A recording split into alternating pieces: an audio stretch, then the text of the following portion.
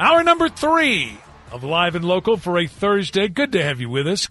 Kevin Wall with you until 3 o'clock. Wayne Allen Root, raw and unfiltered, will join you just after 3 o'clock.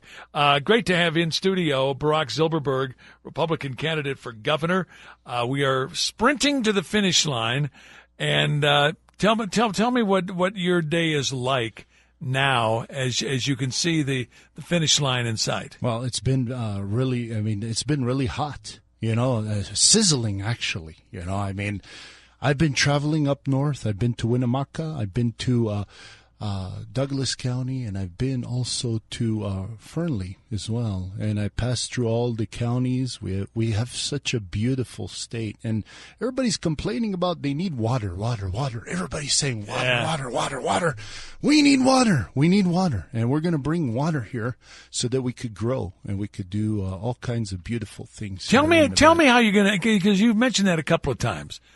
Tell me how you would bring water to our state. Well, I would encourage desalination for California and for Texas. Any sort of state or anybody we could affiliate together so that we could bring water, replenish our water sources inland. We don't have water. And not only that, in a lot of counties, they're paying enormous amount of money. You're talking $250 per household over in Winnemucca and Fernley and all these places, because Fernley it is, because they have to purify the water, and there's a process, and they go in the wells. So imagine if we have a surplus of water, we could reduce the utility bills for our residents. And we have so much water. We could do growth agriculturally up north. And we have so much beautiful things we could do. We could grow our cities and bring more people and make it inviting. Do you get different questions when you're up north or you're in the rurals as opposed to down here? No, pretty much it's all the same within the questions. There's a few questions here and there that vary, but I'm pretty much in point. If I don't understand a subject, then I just deter from it, and I say plain and simply, I like to do research on the subject, prior to answering something. I want to ask you, because you are soon to join the realm of fatherhood, this baby formula shortage. First of all, should there be a state response to this? Is there something the state can do, or is this a federal issue? Well, we're the lowest in baby formula here in Nevada, my understanding, and also throughout the country. As far as the baby formula is going down to the border, and I guess the baby formula is being utilized for illegal immigrants coming into our country that are illegally coming into our country. I don't know what's going on. I think the left is way too far to the left and beyond. They're absurd. They've gone way beyond circumstances, even anything I could have ever imagined. Now, my suggestion to you all out there is there's alternatives. Okay, there's breastfeeding. Not only breastfeeding, there's all types of ways in feeding our babies without the formula. So please look into that, and even follow the Amishes. The Amishes, they know exactly, they do everything, in-house, homemade. The Amish, over in Philadelphia, they're still with the horse and carriages there, by the way. I just want to let you know I visited there, it's nice. So I think we could ask people, as to what would be the advantages and the alternatives from the baby formula. Now, I have a baby on the way, too. I was just going to say. I don't have a baby, but my wife has a baby on the way. I have a baby daughter, and she's unbelievable. We just saw an ultrasound of her. She has long legs. I think she's going to be a model in the end. And not only that, she's not only going to be a model, but she's going to have her mother's name, Apollonia Jr. That's how I'm going to name her. Yeah. Oh, I think that's great. I think that's wonderful. You see how I am? And Apollonia, by the way, looks absolutely. And you know what? Glowing. You see, people, I'm pro-life. I never, ever in my life had a woman abort any of my children. Ever. And you know what I told Apollonia? I said to her, the child needs a mother and a father. So let's go get married. Let's raise this child, and let's have more children. Let's grow the family. I love to have 4 more children at least, and be my honor, as many as I can, with such a beautiful person by my side, and the grace and the elegance and the beauty and the eloquence that she has. How can I not refuse? How can I refuse? Let's do it. No problem.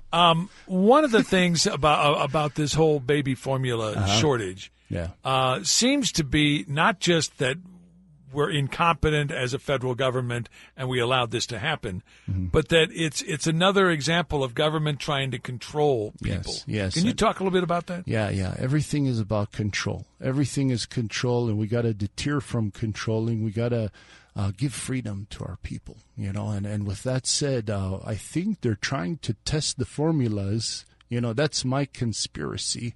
They're trying to test the formulas because the formulas have elements in them. And they're hazardous and whatnot. And they're trying to experiment now with the people coming from the border with the formula to see the effects of it, That's my conspiracy of what's happening, Seriously. Wow. Yeah. So, people, first we all got, I didn't get vaccinated, but there's people that got vaccinated and they have side effects now. I mean, there's a lot of issues with the vaccinations too. So, they're experimenting. They want to control, and they also they impose fear into people, and that's wrong. We should as far as impose positivity, good energy, good vibes, uplifting people, and not putting people down or controlling people. So it's wrong. The whole direction of this country, where it's going, we're in the wrong direction, and I believe I came into this race in the right time, in the right place. And I'm going to make a change. Seriously, there's no BS with me, Again, Barak Zilberberg joining us, candidate for governor of the great state of Nevada. I want to ask you, you've been to all 17 counties. You've been to the rurals. You've been up north. Yeah. You've been campaigning very hard here in southern Nevada. I'm curious, do you get asked much about Yucca Mountain? Yeah, actually it was a question in one of the conversations we had in Douglas County, and I just deterred from the question because I wasn't, but now I did research, and no, we shouldn't have hazardous materials here in Nevada. I don't want to affect our people. I don't want to, cause any health issues or anything like that. So I believe it was defunded, I believe in 2010. And they're trying to reinitiate it, but when I'm governor, when I'm in the seat, I definitely will not engage to those activities. I'll deter from it, and if anybody wants to have nuclear waste or do the things and the functions, they could do it in another state, but not here in Nevada. I want to ask you. You've been to northern Nevada. You've been to the rurals, and I'm just curious. What are the 1 or 2 or maybe 3 issues, the key issues for voters out there? Well, the key issues I've been listening is the integrity of voting. They know that there's no integrity in our voting system. That's number 1. Number 2 is the affordability. People are hurting. The rents are going up high. The housing is not affordable no longer. It's hurting, and also our middle class is hurting, and I really sense we're in a recession now. I mean, they're not saying anything that we are, but I believe we are in a recession because the way inflation is going, the gas prices, the affordability, the food, everything is off the charts. People aren't making the money that is needed in order to bridge the gap. So that's the number 1 thing I'm hearing is the inflation. Inflation is out of control, and there's no reason for this, Now there are hurricanes and natural disasters, but this is definitely not a natural disaster. This is a cause of negligence, and the leadership and the direction is wrong, Okay, one of the other key issues is obviously education. Everybody who has kids or grandkids will acknowledge that. Is there a quick fix When you become governor, day one, is there something you can do, an executive order you can sign that will fix what's wrong with the Clark County School District? Yes. Well, as I mentioned, we have to open up the books and see the track records of our board of directors and our superintendent, and we have to see the logistics of and put it on a scale and see the wrongs and the rights. If there's more wrongs than rights, then I encourage them to resign. And if there's any corruption whatsoever, I definitely encourage resignation.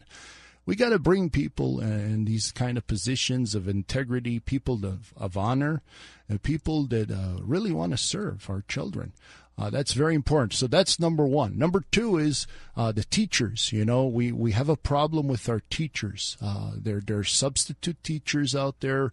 They're not, they're getting underpaid. The cost per child, I believe we're getting $4,000 per child, but we need more money per child in order to educate our children. I don't know where the money is going. I really don't know. I know we have money coming in. We have money. You'd like an audit, wouldn't you? Yes. I like all the books open. I like to dig the skeletons. I like to see what's going on and make sure that, we get down to the core of the problems in order to solve the problems. We have to get down to the core, So that's why people don't like me. People are kind of afraid of me. They are afraid of me, as a matter of fact, because I'm a truthful person. I'm integral. I'm honest. And I'm not here for any reason but the people. I'm here for the people. You have been very critical of some of the other GOP candidates who've accepted special interest money. Yes. Have you named names? Well, there's a lot of special interest money, that people are getting from the side. I know Mr. I guess Sheriff Lombardo. He's full of money from special interests. But you know what? The money won't play a key role here, okay? Because people they're not measuring a candidate with how much money a candidate has raised. What people look at, because I'm on the ground with people, and they really want a genuine, they want a truthful, they want an honest, they want integrity, they want transparency. They want a candidate that could do the job, and I don't see any competition. Seriously, I never saw competition. I just cleared the path, and I'm going straight to Carson City. I'm telling you, I'm knocking them all down. One by one, they're all getting knocked down. I'm on point, I'm in position, and I'm with strength going into this thing. And I have a lot of time, and I don't have a lot of time, but I've put a lot of time into this, a lot of money, a lot of energy, a lot of passion, a lot of love, whereas the other candidates haven't, and you could see it. I'm just a different type of breed, just totally different person, and I think we need a new, fresh face, new ideas, a person of vision. We need an entrepreneur in these leadership positions. We need entrepreneurs. The corrupt and the politicians, the career corrupt politicians simply don't work. And you see it, within time. And I've seen it since I'm a kid. So that's why I've come out, and I believe I'd like to change course and change direction. And that's why I'm running. More with Barak Zilberberg, a candidate for governor, one of 16 candidates on the Republican side trying to unseat Steve Sisolak. We'll talk about something that he knows a lot about, real estate. Yeah, we'll talk about that and a whole lot more coming up on AM 670 KMZQ. It is live and local. Good to have you with us on this Thursday. Barak Zilberberg in studio. One of 16 candidates vying for the Republican nomination to run against Steve Sisolak. One of the things that everybody seems to be talking about now, and that's real estate. Either people that are renting, that their rents are through the roof, or they're trying to buy, and now the interest rates are going to go up. Talk a little bit about what's going on in our state relative to real estate. Yeah, I mean, and this is where you've made a good deal of your fortune. Yes. This is my expertise. This is my forte, people. I love real estate. I breathe it. I eat it. I sleep it. I dream it. That's all what I do with real estate. Real estate is basically positions you into wealth. You create equity. You buy a property, create equity, and within 2 years, in our tax code, you could sell it. And if you're $500,000 in excess of, what you purchase it for, you could take that $500,000, a married couple, tax-free. There's so many vehicles and so many ways of making money with real estate. You don't want to sell it, you could refinance it. Take money out of the property, keep the property, rent it. Go ahead, buy yourself another property. Keep, flipping. Either flipping or buying and holding. I believe those who want to hold great assets. So that's why I encourage people having passive income, not relying on Social Security checks or, everybody needs to think of the future. The future is in real estate. It always has been and always will be. And always people need to live somewhere. People need to work somewhere. Now, the affordability here has gone, bizarre and it's skyrocketing. Las Vegas, Nevada, up north, everything is skyrocketing. I mean, the market is so sizzling and so hot. The affordability is not there. Our people have been, neglected because they, unfortunately, these big corporations buy these homes in bulks, like 200 homes, 300 homes in one time, and people and that's just for rentals. That's rentals, yeah. And then what they do is they jurisdict the rents as well, and they kick out people, and then they raise the rents in other words, they kick people out, and then they put people in those positions with higher rents.